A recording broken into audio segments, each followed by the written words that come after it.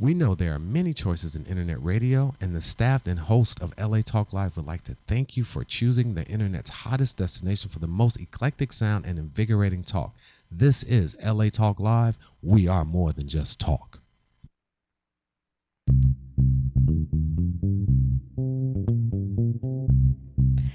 Hi, and welcome to the Book Beat. I'm Jean Noel Bassior, and as usual, we have a great show planned for you today. We've got our guest expert, Patsy Bella, who will be coming on in just a couple of minutes. And then we have two authors, Sanjay Nambiar and Susan Zeidler. And Zeidler, I've got that right. Susan on the production sheet, it was a little mixed up, but finally straightened that out. So we're going to have our guest authors on in the second and third segments. And this is the show where we feature authors talking about their latest book and guest experts in the world of writing and publishing. And more than that, we want you to find a good book to read this week. And if you can't find one, maybe think about writing one yourself. What a concept, huh? So I always tell people, like, write the book that when you go to the bookstore, if you remember bookstores, it wasn't there. So it's like your book should be the one sitting there. So now you have to kind of try to visualize that with Amazon, which is not quite the same. But anyway, Patsy, we're going to get to in just a minute. I wanted to talk a little bit about something that I know you used to do, and we'll probably have some thoughts on. And that is one way that some people try to self-publish a book and get a book out really fast is they think, well, gee, I'm speaking around and different gigs, and why don't I just, tape it and, record it and transcribe it? And then I'll have a product. I'll have a book. I'll have a self-published book in this brave new world of self-publishing. So there's pros and cons to that, in my opinion. As you probably know, I'm a journalist and I've been a book coach for many years. So I get a little cranky on some things, and this is one that sometimes drives me up the wall because I see people throw together a book that they've done this way, and what they forget is it's going to need some editing. And the pros are that, yes, you can get a book out, you can have a book, back of the room sales, so you speak someplace, you've got a book. In fact, I saw one of these books recently that somebody had put together, and they transcribed, 3 or 4 talks that they had, and now, voila, they've got a product. And now they did a book launch, and they even spoke at, some bookstores and book signings. So that part of it can be really good because it's good that you have this product and you have the book. Now, when I looked at this book, it was like kind of falling off a cliff in different places. Like I'd get to a chapter, I'd get to the middle of a chapter, and then the subject would change because when you give your talk, it's not like writing your book. It's a totally different process. And so there are holes and there can be gaps. And I know you can speak to that. I'm going to ask you about that because I know that you used to do a lot of that work. So I'm just beating you up a little bit, guys, today and saying that if you're going to do that, don't skip that all-important editing step because you really, really need a good editor to come in and make sense of this material. You can't just say, well, gee, I said it and it's really good and the audience applauded and it's going to play that way in my book because there's a lot of surprises and there's a lot of things that you're not going to see. So if you do it, then get an editor. And also, you want to make sure that the book is organized. You want to make sure that the book is user-friendly. It's going to take some organization, as I know you're going to speak to. And one other thing I just want to remind you about this week is what we were talking about last week, which is how to set up a WordPress website. And again, if you haven't checked out Tyler Moore on YouTube, he's just got these great videos. I don't know the guy, I'd love to have him on the show, but I just fell in love with his videos. They are so clear, so step by step, and he shows you how really for free you can have a WordPress site. All you have to pay for is the hosting. He actually has kind of a deal with one of the companies where you can get cheap hosting, which is how he gets a little bit of a little commission on that, so that's how he can make these free videos. But you can go to any hosting company if you're already with one that he's not recommending, that's fine. But basically, if you're an author a lot of times people finish the book and then they say, what do I do now? And I go like, well, you got to have a website to promote it. So this is just a great way of setting up a website that, by the way, you can control. You can totally control your WordPress site. So you don't have to call, your web designer at 3 in the morning and say, like, I'd really like this little change, or I saw something that was wrong on the site. So it gives you complete control. So that's why so many people now are going to WordPress sites. And WordPress, I know I sound like a commercial for them, but did you know that WordPress powers eBay and Forbes and Huffington Post? And I figure if WordPress can power eBay, they can probably deal with my site. So I want to bring on Patsy Bella now. And when she heard the word self-publishing, you were hooked, right? You got it. I really was. I'm an avid reader, and the idea that I could publish my own book and see it up on the internet was outstanding. Yeah, so that's what got you into it, right? Yes. And I know for a long time you dealt with transcription with Yes. writers, right? Yes. And now you've kind of evolved to do all those things that you help people with, doing all the things they have to do to get the manuscript, turn that manuscript from a Word doc into a book, right? Right. So tell us a little bit about when you were transcribing for people, you ran into some of the problems. Yes. Exactly. And I just wanted to say, I myself just did an interview of someone, and it's going to be a Kindle book. But, I went through that, completely edited, took out a bunch of stuff, changed things around. But the recording and transcribing is just so you don't have to sit there and type everything, but you get all of your ideas on paper, and it can be done much faster than if you're trying to type it yourself. But as you say, you cannot in any way, shape, or form skip that all-important editing process. Yeah, so you agree with that, right? Absolutely. And I don't know of anybody who actually, the only way that really worked is if you were going to put the interview up on the internet for like a webinar or teleseminar or something. But anytime you want to put it out for publication, you need to edit it. And the transcriber, believe me, in my service at least, we always listen to anything 3 or 4 times if it's hard for us to understand it. But there's still words that we can misunderstand. Right. So you can get some of the strangest words and get them spelled strangely if you don't go through an edited manuscript. That's true. I've gotten transcripts back, and they have been a little bit weird in that way. So, but now, so you've gone beyond just the transcription that you used to do, and now what are you helping authors with? Right now, I am facilitating them with the technical part of their writing. An author is a writer. They don't want to be, and usually they aren't, a top-notch typist. There's no reason for them to be, but nevertheless, when they get through with writing that book, it needs some technical work done to it. Maybe the paragraphing it needs to be edited, as you said, but editing actually is about the last step. Well, there's actually 3 kinds of editing, right? It can come in at the beginning, and then it is also the last step. Right, and sometimes people don't realize, like, do you do content editing, or do you do copy editing? Actually, I work with a team of people. Editing is not my particular expertise, although I can go through and do some of the technical editing. But I work with a team of people, and we can do all 3 types of editing. Okay.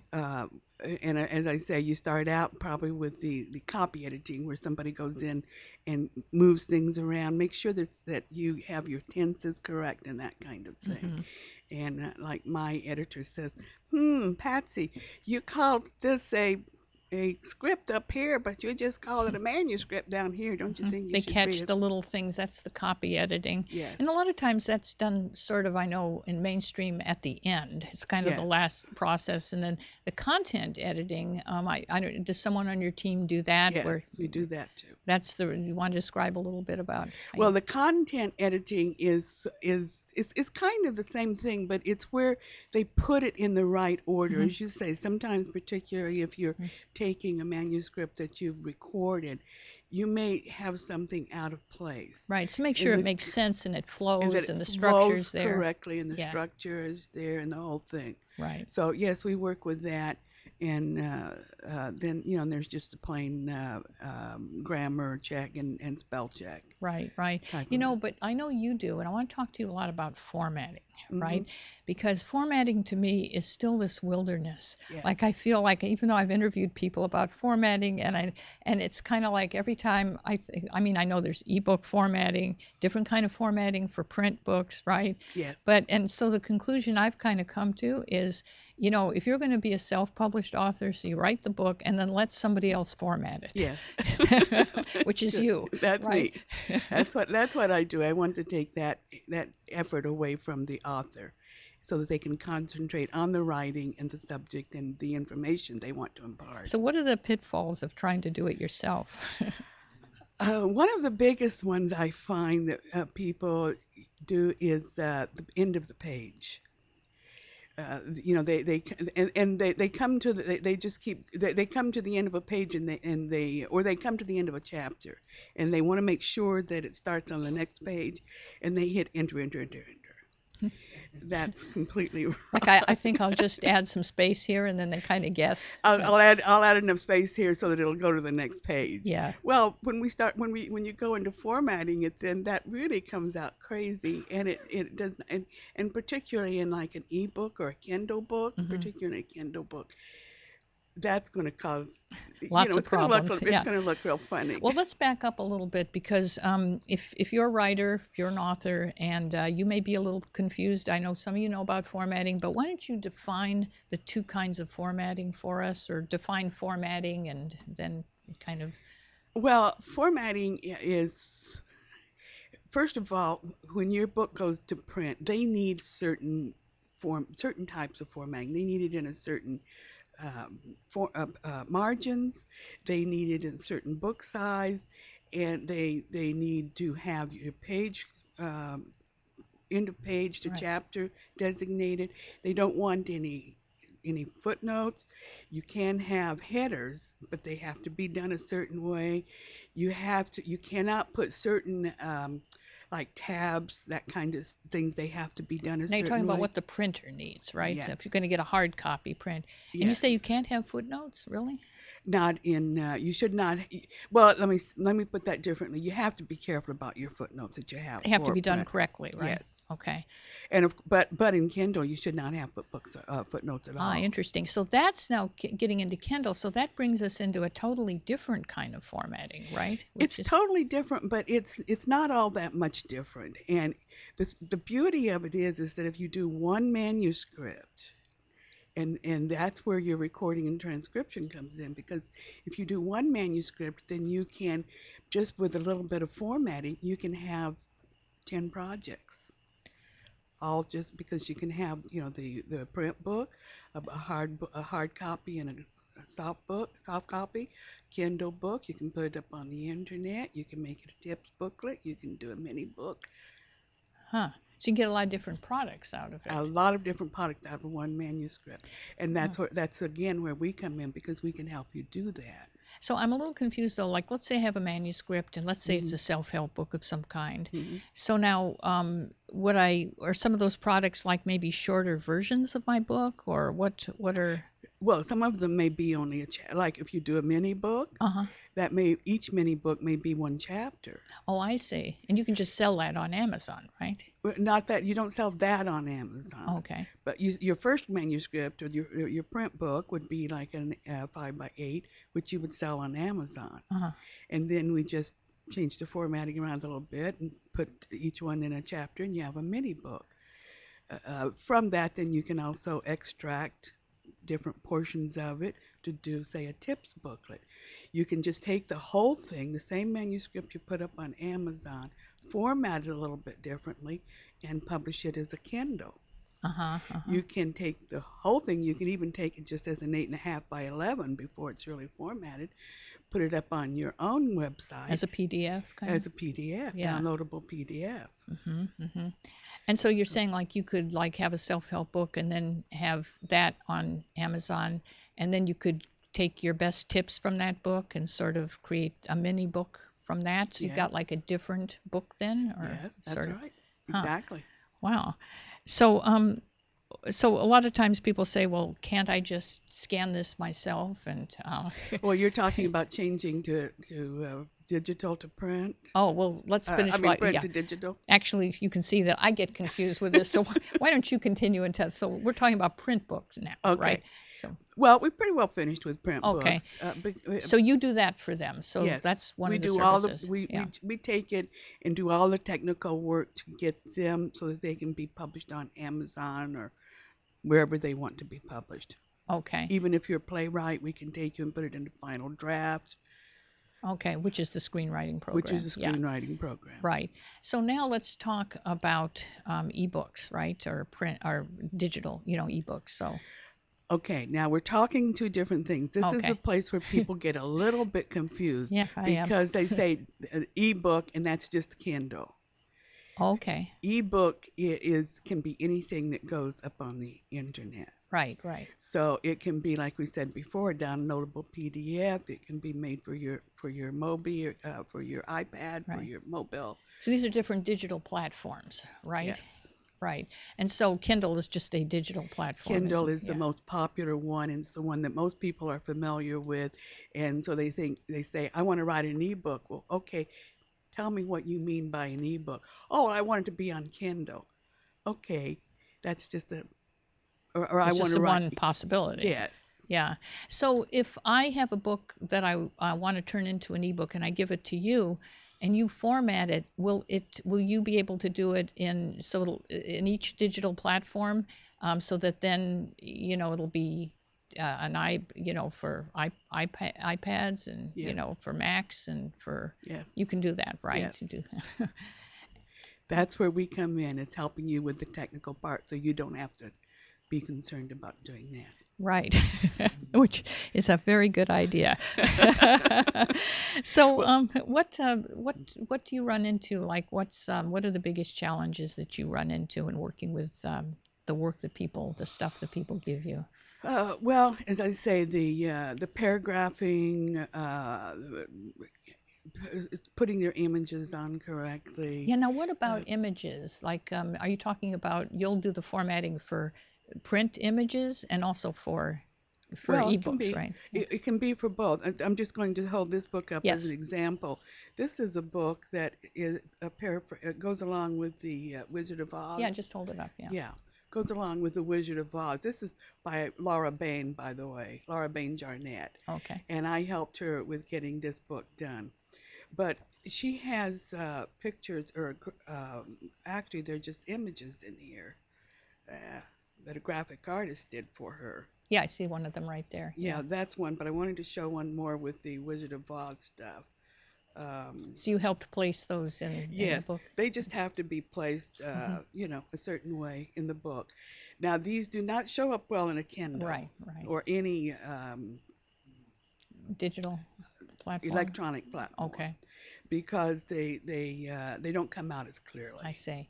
Yeah, But they'll still come out, and I think Kindle readers are pretty used to that. yeah, I think that technology is still kind of in process. It is. So we yes. only have a couple minutes, so I want to mention your 3 books that you have, which people Okay. can get at Amazon, right? And this is an interesting one, How to Write Your Memoir. You Yes. also do that. Do you coach people in that or Yes. show them? Okay.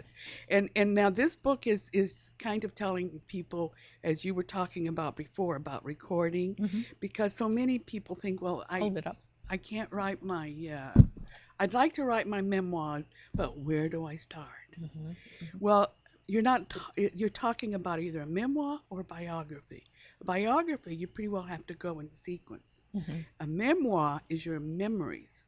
I see. You can start anywhere and you can skip, and you don't have to tell everybody everything. Right, that's this book here, and that's a very good idea because I never forget something Andy Rooney said to me when I interviewed him. He said, if you're happy with your life, he said, don't try to write a book about it because you're going to discover that the way you think it was is not really the way it was when you start checking the facts. Yeah, your biography is complete. I'm sorry, I was holding up the wrong Right, book but we know there. this is How to Write Your Memoir, and you've got And this is the one one. about information products and about recording, how to record your book. And I mentioned Good. doing presentations and so forth.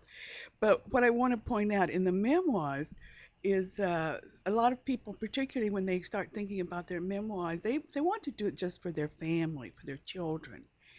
And they perhaps are not uh, computer literate, or they can't even sit down and type or anything like that. And that's okay, because this is really good. Your family is just as satisfied with the recording Mm.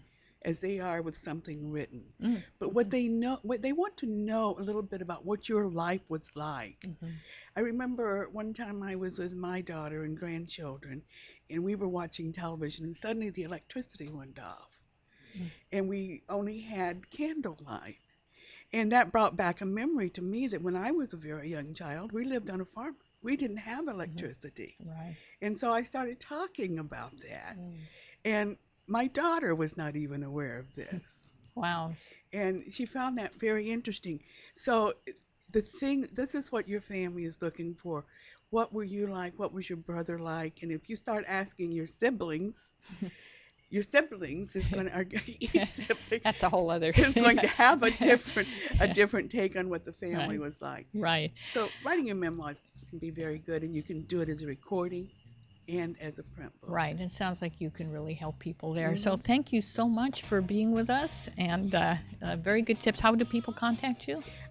Bella at greattranscriptions.com, and that's Bella spelled with an H at the end. So BELLH A-H. at greattranscriptions.com. Yes. Right. Thank you so much. Thank you. So coming up, we have Sanjay Nambiar is going to be joining us, and he has written a series of books for young children, and that convey positive messages to very young kids, and presumably to the parents who are reading the kids these books, hopefully. And he's based on many beautiful and timeless Zen concepts. So it's a unique series. We're going to talk to him about that. And here on the Book Beat on LA Talk Live, where we're more than just talk.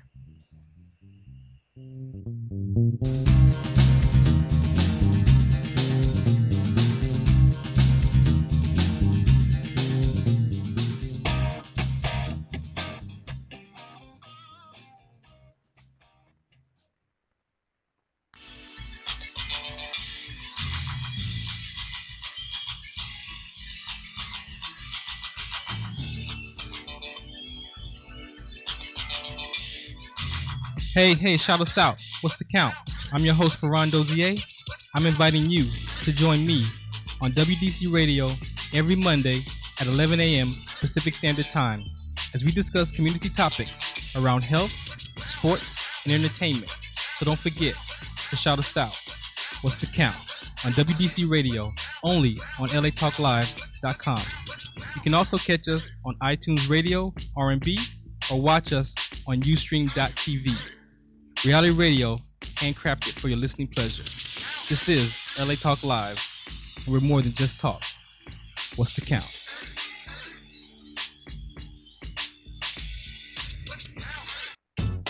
Hi, this is Elena, inviting you to join me every Wednesday at noon for Elena's Beauty Talk and more, exclusively on LA Talk Live. You can also catch us on iTunes Radio, R&B, or watch us on Ustream.tv. Reality radio, handcrafted for your listening pleasure. This is LA Talk Live, and we are more than just talk. Hi, this is Starlet Quarles, and I'm inviting you to join us every Wednesday from 5 to 6 p.m. for a new show right here on LA Talk Live, The Dialogue, Real Talk, Real People. Join us as we discuss the topics that are relevant to today's generational leaders. So don't forget to tune in to The Dialogue, Real Talk, Real People, every Wednesday from 5 to 6 p.m. right here on LATalkLive.com. You can also catch us on iTunes Radio R&B, Live 365, Radio Flag, and now Stitcher Radio. Or watch and listen directly at latalklive.com. Reality radio, handcrafted for your listening pleasure. This is LA Talk Live, and we are more than just talk.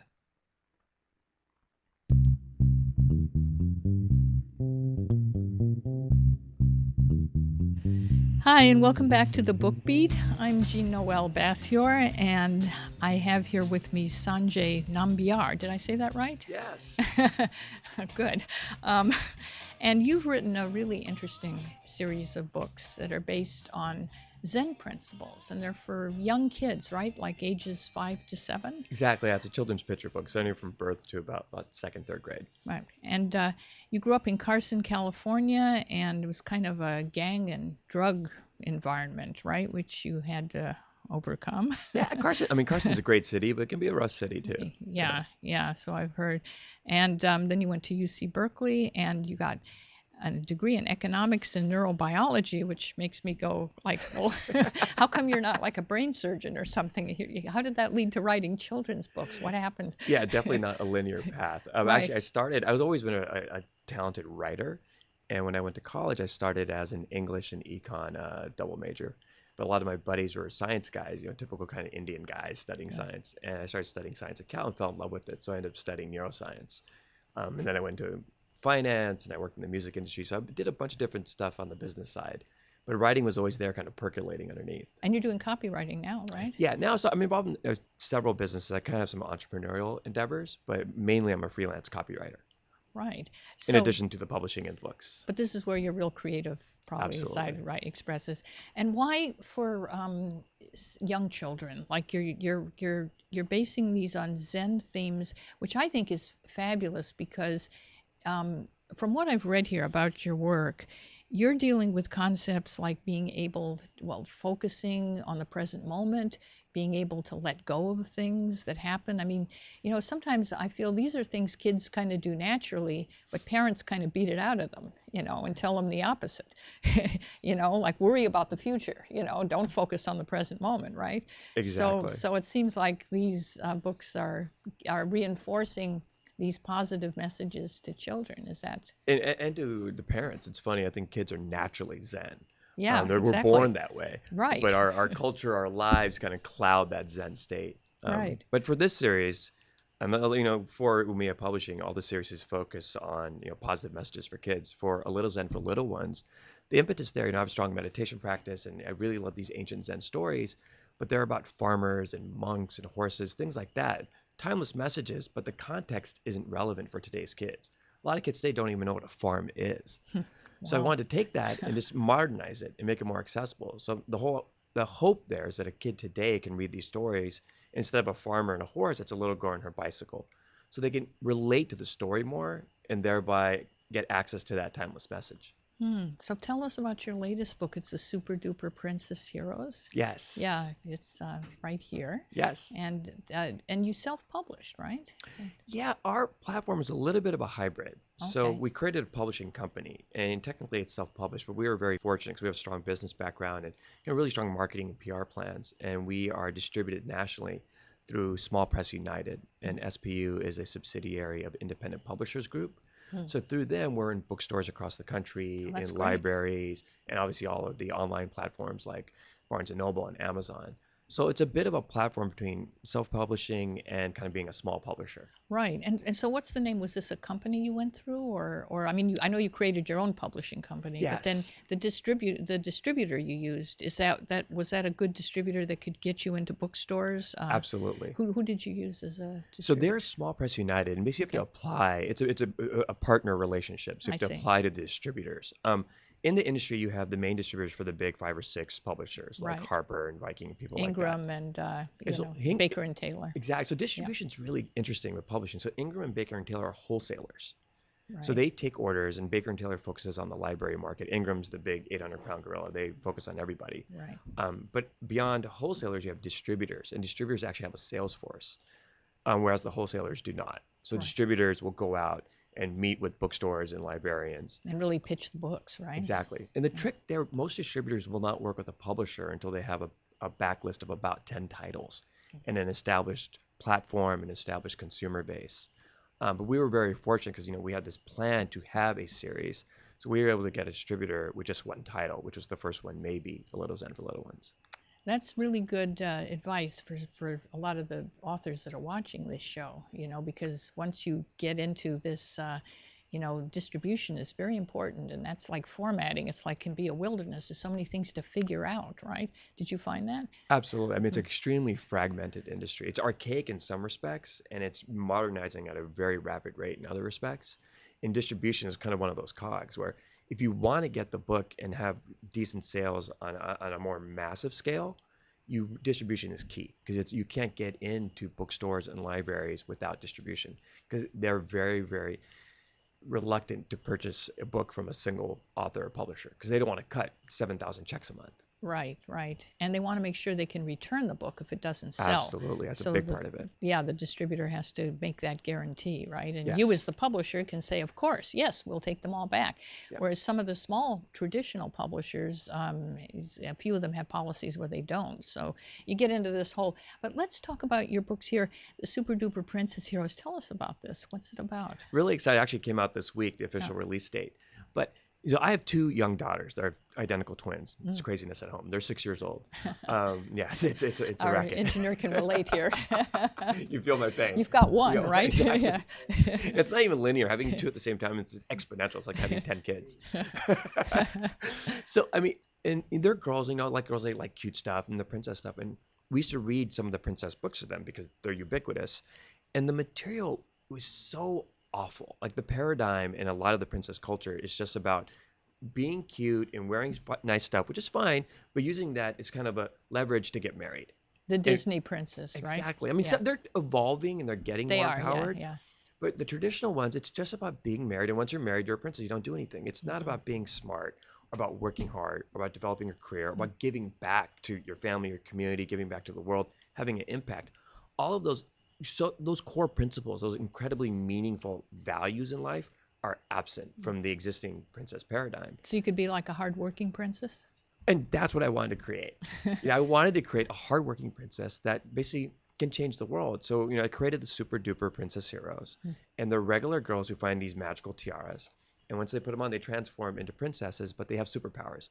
The 3 of them, one can fly, one can run really fast, one's really strong. And in the first book, they save the prince. Really? That's a twist. That's a twist. So the prince is hurt, they come, and It's they about save time. the prince. Exactly. It is about time. And the whole idea there, and there's this whole scene where the prince says, well, you're princesses, aren't you going to want to marry me? And one of the girls, Oceana, says, no, we're not going to marry you. We're here to save the world. We've got bigger things to do. Do you want to help? Do you want our help, or let's move it on here? That's like the old Western heroes getting on the horse and riding out into the sunset, right? We got other things to do, right? Exactly. And that's the last scene in this picture book, is that the 3 of them are walking into the sunset, and Wow. then they're off to another adventure. So you know the paradigm well. Well, you've certainly put an interesting twist on it, though. I mean, that's really groundbreaking. Wow. And that's what I want girls to read this. And first, but here's the thing: the paradigm is interesting, because right now you'll see a lot of material out there that is very antithetical to the paradigm, where it becomes just about let's completely eschew the whole princess culture, which has its benefits, but also there's some really redeeming qualities to the princess culture. I mean, girls naturally like glittery stuff, and they like jewelry, and they like gowns. They want to look pretty. There's nothing wrong with that. But the idea is that you can still do that and be empowered and have an impact. Right. That's really amazing what you've done, really, because you don't have to deny that part of your nature as a little girl, right? Exactly. But doesn't mean you're weak or you're helpless. And there's a middle road. And you can embrace both sides of that. It doesn't have to be polarized. Right. Another part of the book, it doesn't go into it in this first one, but the series will develop each character's backstory. One of them is, is half African American. One of them is half Asian. So this idea of having ethnic diversity as well. It's like princesses can come from all different parts of the world and look different too.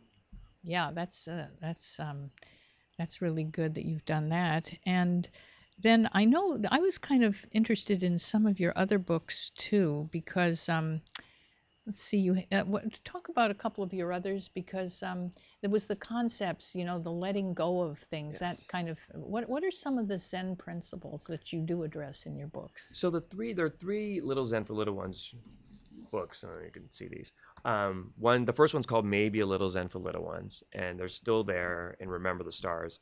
Maybe and Still There are reinterpretations of old ancient Zen stories that are well known. And then Remember the Stars is an original story I wrote. Yeah, that one. Tell the story of that one, because I think I was looking at that one on Amazon. Thank you. So Remember the Stars, basically it's a boy who's going camping with his parents. And his parents are wonderful. They care for him. They want to give him every opportunity, but they worry about him constantly. Like, is he going to get hurt? Is he taken care of? Which is, very natural and appropriate for many parents. And in this story, he's out there enjoying the wilderness and just in complete awe of the sky above him as it's turning from dusk to night. And his parents are worried about setting up the tent and worried about cooking and making his food and preparing for the hike the next day. And finally, he has to tell them, look, I get it. You're worried. You want to prepare, but you're not spending time with me right now in this present moment. So why don't you come out with me and just look at the stars? And they go out and they see this beautiful, breathtaking sky. And sometimes as parents, we have to balance that element of parenthood. It's like, yes, I want to take care of my kids and make sure that they're taken care of and their future is going to be supported. But at the same time, I need to be here right now with them. Right. Because that is priceless, and that's going to give them the support and the sense of being loved more than anything else. Absolutely. I mean, that's what I kind of, meant before, when it seems to me like kids are in this natural state, and then parents are very busy telling them about all the things that could go wrong, all the things that could get you, all the things you have to watch out for. And, well, I know you have to do some of that. It just can get to an extreme, can't it? Absolutely. There's so much anxiety in our culture. And I mean, there's always been anxiety for the history of mankind. But now it comes in so many different elements and forms. And it's like, yeah, and there again, I don't want to vilify that because we need to do that as parents. But at the same time, kids just want to spend time with us. Yeah. And the more love and attention we give them, the better they feel about themselves and their world. So if a parent reads these books to kids that are 5, 6, 7, hopefully the parent's gonna maybe be absorbing the message as well, right? Exactly. It's a great spark for conversation. Yeah. And at least that's my hope. And we only have a couple minutes here, but what about Still There? What about that book? So Still There, it's based on an ancient Zen story where two monks are walking in the woods, and they help this princess who's very rude to both of them. And they keep walking, and one of the younger monks gets very upset and tells the older monk, like, why did you help this princess? And the older monk says, I dropped her off 2 miles ago. Why are you still thinking about her? So great story. But they're two monks and a princess in a carriage. Kids today don't even know what a monk is. So it's that same story, but I modernized it. And there are two boys playing on a playground, and it's a young girl, and they're basically elementary school age kids. And the girl loses an earring. So one boy looks for the earring, finds the earring, and the girl's very rude to him. And they keep playing, and his friend says, why did you help that girl? She's so rude to you. She's always like that. And the wise boy says, look, you're still upset about that. We could be playing and enjoying this beautiful day. Why are you still there? About staying in the present moment. Exactly. Right? And some of these concepts could be perhaps a little too abstract or sophisticated for some younger kids. But the idea is like you're planting that seed. And sometimes it's a topic for the parents as well. Right. So if we can initiate that conversation, that's going to have very long-term and very wonderful benefits. Yeah, so you're opening all these minds, both the adult and the kids, and I think those messages will stay with them because, it's part of the programming, isn't it? I mean, these books, exactly. And I hope so. That's the intention. That's what we want to achieve with these books. Well, it's really an amazing creative thing that you've done, taking these, and The Princess, this is going to be a series in itself, right? Yes. About so there's more to come on that. There's more to come on that. And this is the first one, so we're putting a lot of energy behind it. So what's the best way for people to get your books? They're available obviously on Amazon and Barnes & Noble online, but in local bookstores and local libraries. And if you go to a local bookstore or library, you don't see it there, you can always ask them to order it and they can easily get it. Right.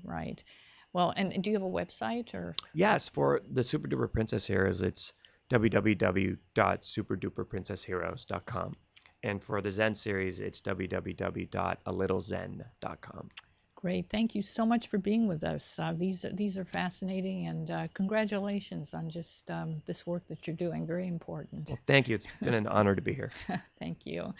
So stay tuned because we have Susan Zeidler coming up, and she is an award-winning journalist for Reuters News Service, and she has covered events ranging from major court cases to oil spills to movie premieres to the Academy Awards, but she also writes young adult fiction, and she's come up with, like Sanjay here, she's got a really original concept for teen novels, and she's written The Practice Room and Flying Through Music, and she combines music and time travel. So don't go anywhere, don't time travel anywhere, because we will be back in just a couple of minutes here on the Book Beat on LA Talk Live.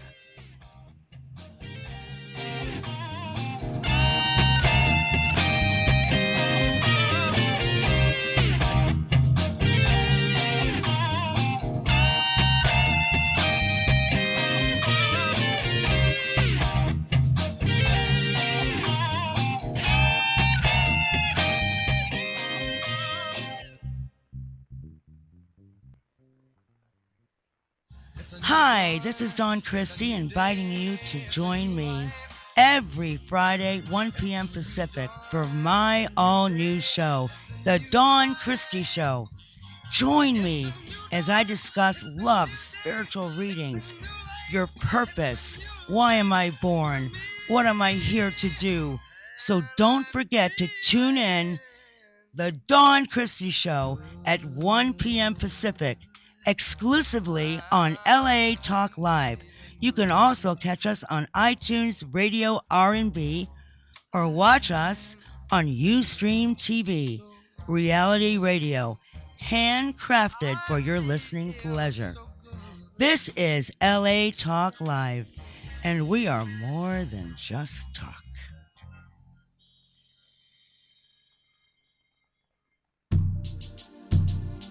Hi, this is Barbara Perkins, inviting you to join us every Sunday afternoon at 2:40 for Sisters at the Well Radio, a conversation with women about women.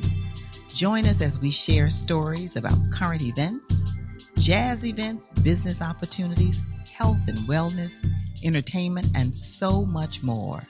So don't forget to tune in Sundays at 2:40, exclusively on latalklive.com. You can also catch us on iTunes Radio R&B, Live 365, Radio Flag, or watch and listen directly at latalklive.com. Reality radio handcrafted for your listening pleasure. This is LA Talk Live, and we are more than just talk.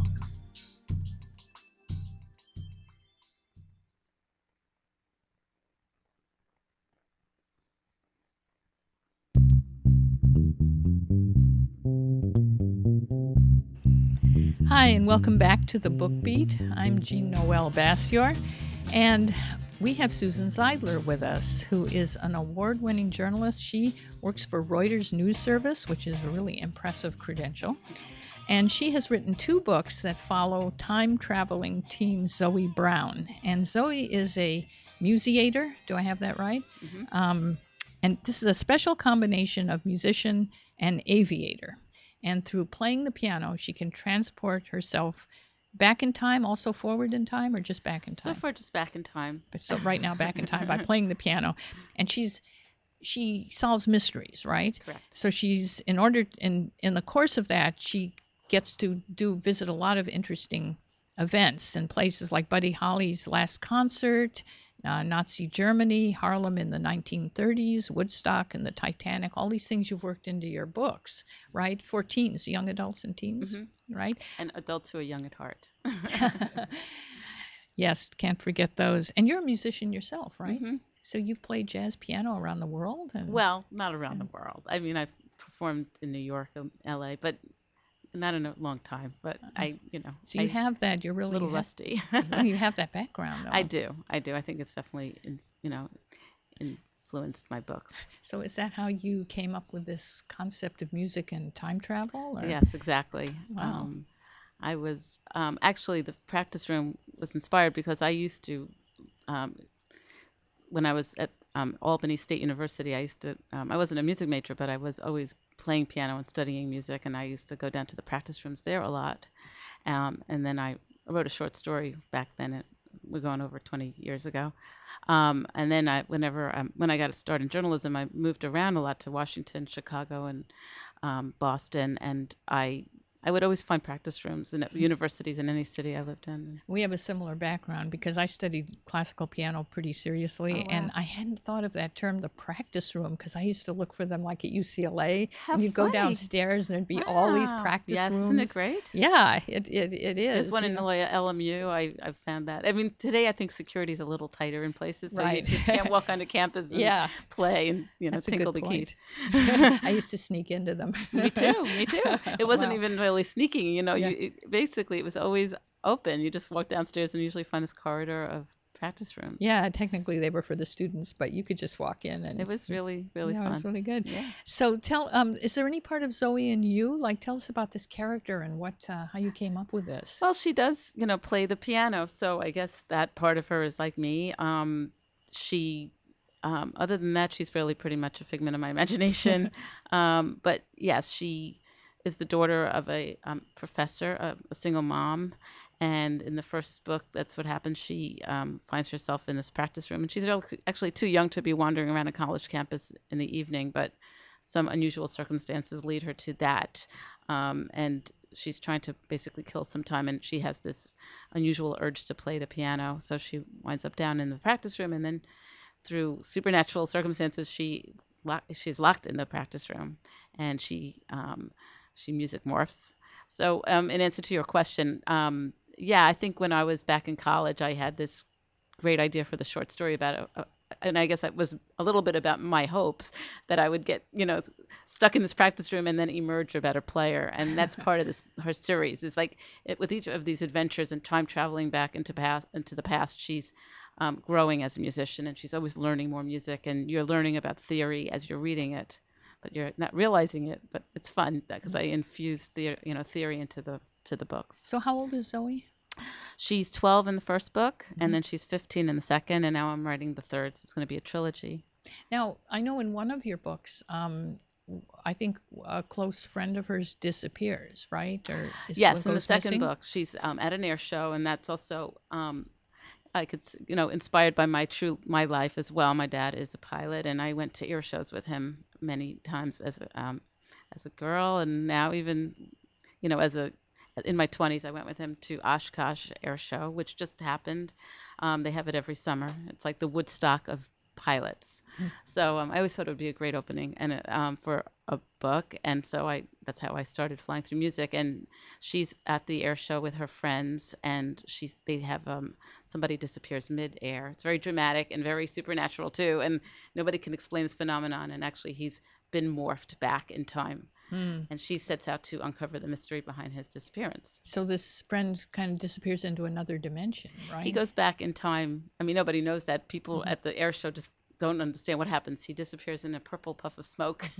And but she realizes, because she hasn't morphed in several years, but like this is the second book in the series, she soon realizes that he has been morphed back against his will. Somebody else is using these powers in an evil sort of way to manipulate people. So things sort of happen to Zoe, and then these mysteries come into her life that she has to solve, right? Yeah, sort of. She in the first book, it does happen that she gets locked in, the doorknob just disappears. But what's driving her in that first book is always this quest to find the truth about her father, who she's never known.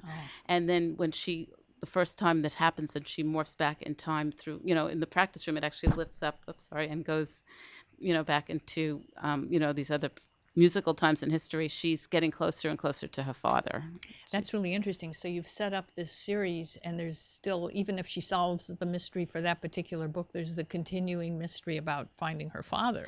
Well, she actually discovers her father in the first book, and then in the second book, it's a brand new mystery. But so the second one is about this friend that she goes back in time, and then the third one I'm writing right now is about music and medicine. I guess the recurring theme in all these books is pretty much about the power of music. And in the first book, she goes back to Woodstock and the fall of the Berlin Wall, when there were people, just came out in spontaneous, performances and playing at the wall, and Harlem in the 30s, and how through these major times in history, music united people and transcended boundaries. And in the second book, it's a little bit about the passion of music and how flying is a passion too, and how when you have something so passionate, you're so passionate about it, it really, it's so powerful, and it, it's about finding that passion in yourself. And then in the third book, I'm going to explore how music really heals people, and she's going to be solving a medical mystery. Oh, wow. Wow. Yeah. And why the Holocaust? Why did you bring that in as again, the second book, it's all about, what also ties it in is that she goes back in time to aviation tragedies, or musical aviation tragedies. So she morphs back to Buddy Holly, the night of the Buddy Holly's last concert, and I think everybody knows that's the day the music died. The plane crash. Right. There was Buddy Holly and the other musicians there all passed in that terrible plane crash. And then, in exploring others, I mean, there have been so many great musicians that have passed in the air. Jim Croce. Exactly. And Buddy Holly. Well, I just said Buddy Holly. The Big Bopper. Glenn Miller. Yeah. There's Stephen Ray Vaughan. I mean, it goes on and on and on. Jen Rivera just recently. Yeah, that's true. I mean, there's so many. But so when I was exploring that, I found out about Glenn Miller, and then that kind of brought me to the 40s and Europe, because he perished and they thought he during was World War might II. have been a spy. Did you Yeah, run there's into never that? been solved. It's one of the Right. best, one of the still standing Yeah. biggest aviation mysteries of He all was like a time. band leader, right? A famous band Great leader. band leader. Yeah, Right. he was a big band. And as we're finding out now, phenomenon. sometimes those guys went on secret missions for the government. There's all sorts of theories about him. I mean, I've Yeah. heard, and some people will. Interesting. They'll email me, and they'll, if they've read my book, and they'll come to a signing, and they'll tell me that they've heard he was really actually on a mission of sin that night, and it was a cover up. And It's funny when you just write a book, what it brings out of people. They kind of read their own kind of. yeah. And what's fun is how it takes you to some really interesting places you don't even expect. I find I like that. Yeah, exactly. So, what's been the response to these books? I mean, how are teens? Have you gotten feedback from teens? Or? Yeah, it's very exciting. I mean, I have to give a shout out to Renee Carter at Barnes and Noble. I met her at one point, and she really encouraged me to do some, start talking at schools. So that has really been a wonderful experience for me. And as a result, some teachers and librarians have really encouraged my books. And now recently this summer I'm on the summer required reading list for Chandler School in Pasadena. So about 200 kids are reading the book, and it's wonderful. I got a great, some great feedback from them already. I have a blog that I write weekly, and yeah, I mean, kids are asking about, when the sequel's coming, or they want to see it in a movie, or they're very, it's great to speak and meet them at schools and stuff. They really enjoy it. It sounds like it would make a good film, actually. That would be exciting. I've gotten a little bit of interest in that. Oh, good. Yeah. Good.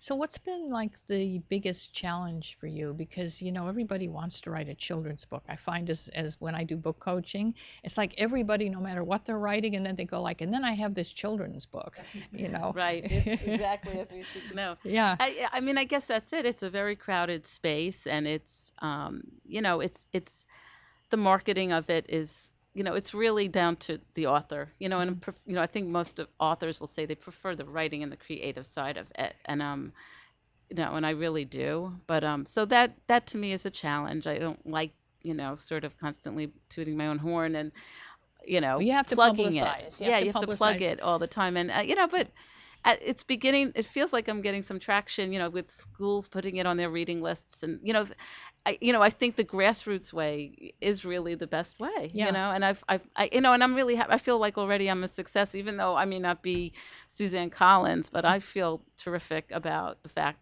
that I've gotten some great feedback, and people are reading it and they want to see what happens in the next book, and that must be a great feeling. It is. It's a wonderful feeling. And have you set up websites for the book? Oh yes, yeah. I have a blog like you were mentioning earlier. I have a WordPress. I have a blog at Suezee blogspot.wordpress.com. Yeah, that's good. And now with WordPress, so you can change that. You can have a regular URL. That's the difference. That's how WordPress has evolved in the last couple of years. So you could get the practiceroom.com or something if it isn't taken. Well, I do, and then I have, before I did the blog, I set up. I do have the practiceroomthebook.com and Flying Through Music. They're all connected, so you can find me, or also just SusanZeiler.com. So what's your writing process like? Talk a little bit about how you do it. How do you write? That's a good question. I'm so antiquated, but I prefer, and I mean, I'm sort of like split about it, but I still like to do the first draft longhand, and I try to set myself just 4 pages at a sitting, and then of course when I'm transcribing it, it's like a second draft, but it is pretty, tedious, but I still like that. I like that I can, I don't know. I just like the longhand form, and for some reason it frees me up. So you actually write longhand. I kind of do. I mean, I did it with the first two, and I'm in the process right now. I'm on like page 85 on the second one, and it's very tedious. It's tedious, but it is a way of kind of keeping me honest. I go back when I'm typing, and I'm like, oh my God. But for some reason it flows for me if I just sort of try to do 4 pages at a sitting. Well, I have a theory about that. Tell me what you think.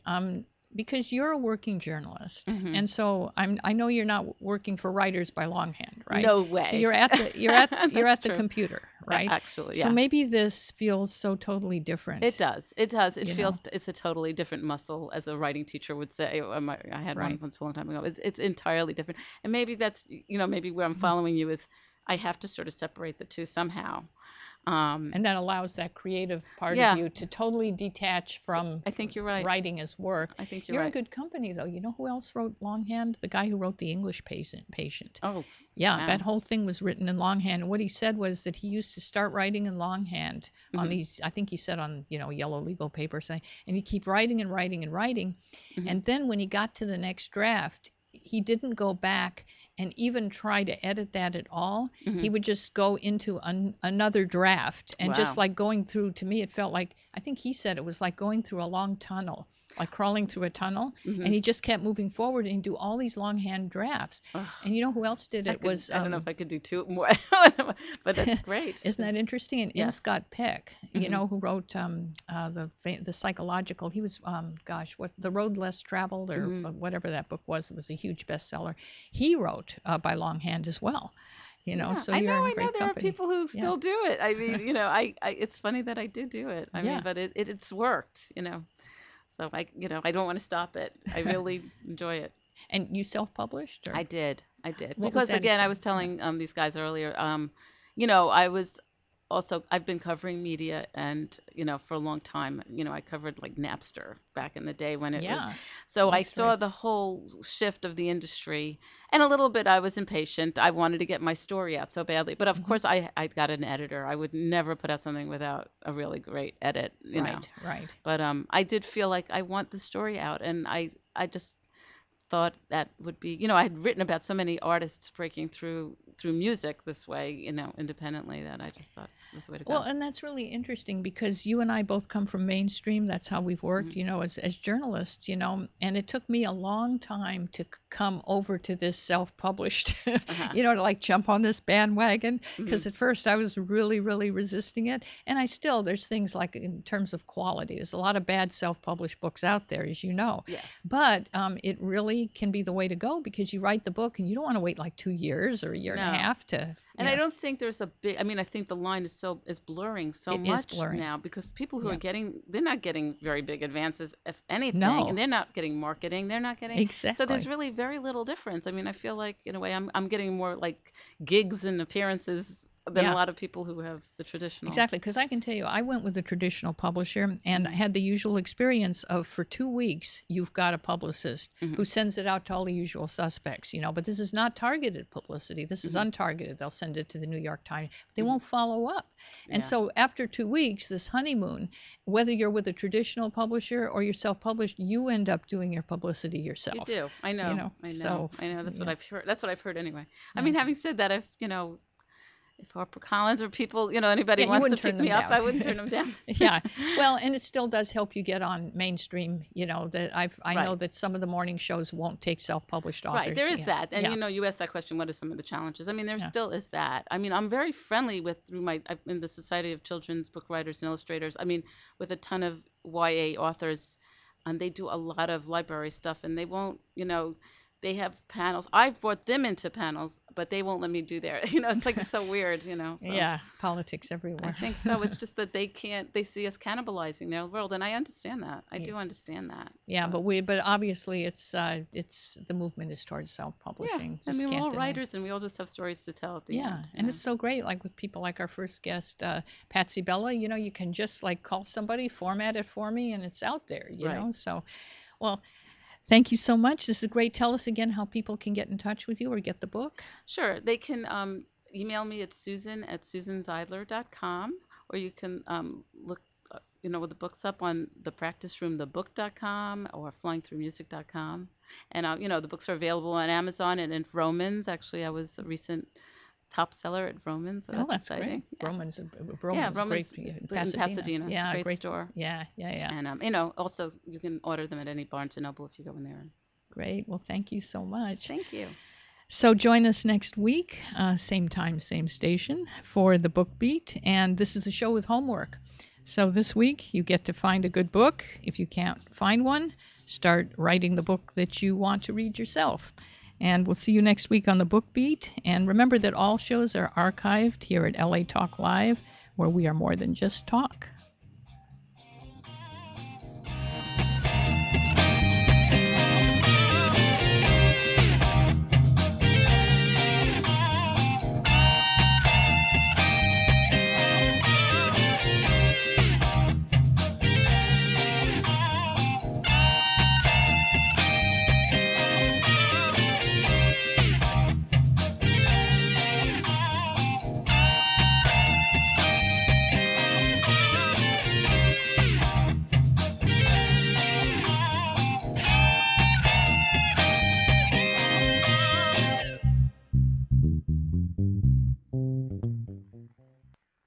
We know there are many choices in internet radio, and the staff and host of LA Talk Live would like to thank you for choosing the internet's hottest destination for the most eclectic sound and invigorating talk.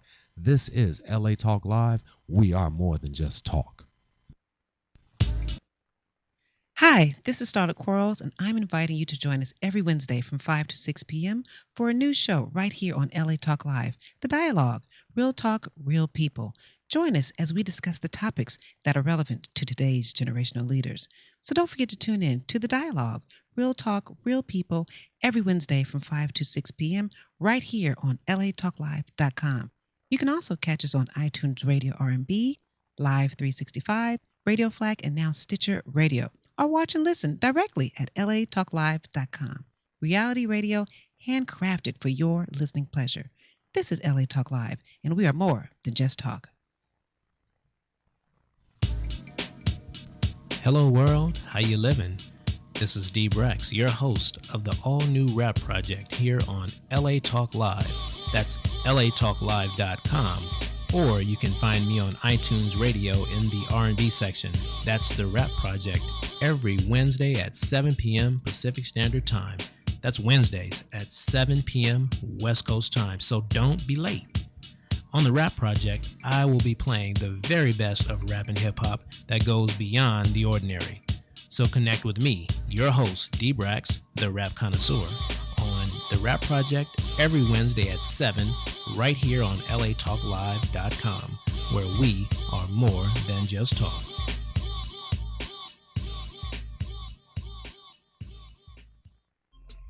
Hi, this is Romy Klinger. This is Rose Garcia.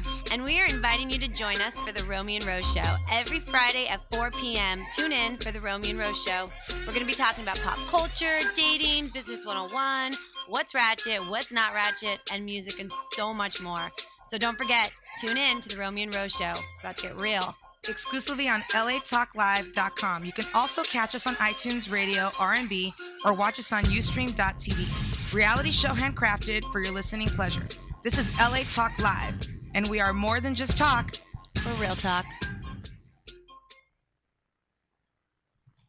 This is Brett Chapin. And this is Dorothy Dillingham Blue, inviting you to join us every Saturday at noon Pacific Standard Time for our show, La La Land Talk. Join us as we talk with some of the top talent in LA. Artists' untold stories, your phone calls, and live on-location broadcasts have made La La Land one of the best sources in LA for everything entertainment. So don't forget to tune in to La La Land Talk. Exclusively on latalklive.com. You can also catch us on iTunes Radio, R&B, Live 365, Radio Flag, and now Stitcher Radio. Or watch and listen directly at latalklive.com. Saturdays at noon Pacific Time. Find us on Facebook at facebook.com/LaLaLandTalk, Twitter, twitter.com/LaLaLandTalk. Reality radio handcrafted for your listening pleasure. This is LA Talk Live. And we are more than just talk.